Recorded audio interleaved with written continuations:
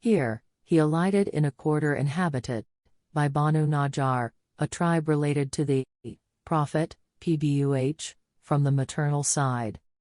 In fact, it was his wish to honor his maternal uncles and live among them.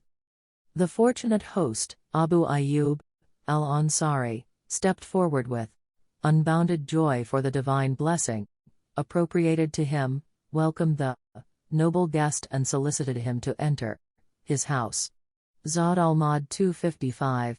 A few days later, there arrived the Prophet's spouse Sada, his two daughters Fatima and Kulthum, Usama bin Zaid, Ayman, Abdullah, son of Abu Bakr, with Abu Bakr's household including Aisha, Sadillah Zainab was not able to emigrate and stayed with her husband Abi Alas till Badr battle.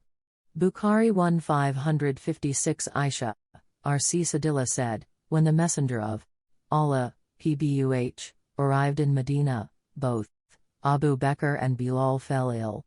I used to attend to their needs. When the fever took firm grip of Abu Bakr, he used to recite verses of poetry that smacked of near death. Bilal, when the fit of fever alleviated, would also recite verses of poetry that pointed to clear homesickness.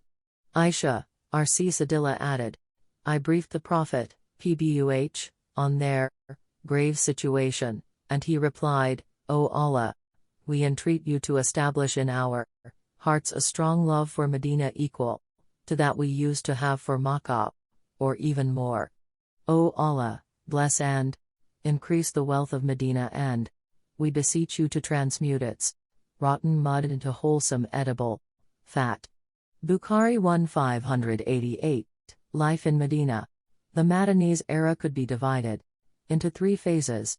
1. The first phase was characterized by too much trouble and discord, and too many obstacles from within, coupled by a hostile wave from without aiming at total extermination of the rising faith. It ended with Al-Hudaybiyah, peace treaty, and Al-Qaeda 6H.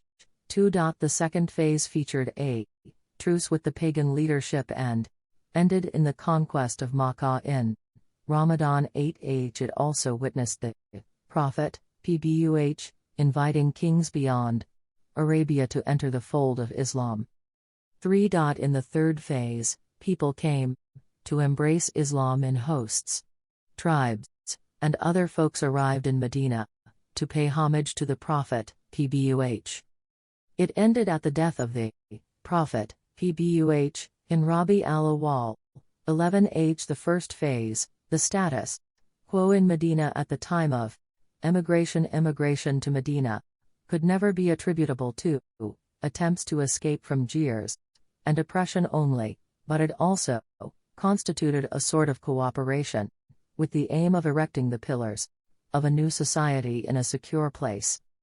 Hence it was incumbent upon every capable Muslim to contribute to building this new homeland, immunizing it and holding up its prop. As a leader and spiritual guide, there was no doubt the noble messenger, PBUH, in whose hands exclusively all affairs would be resolved. In Medina, the Prophet, PBUH, had to deal with three distinctively different categories of people with different respective problems.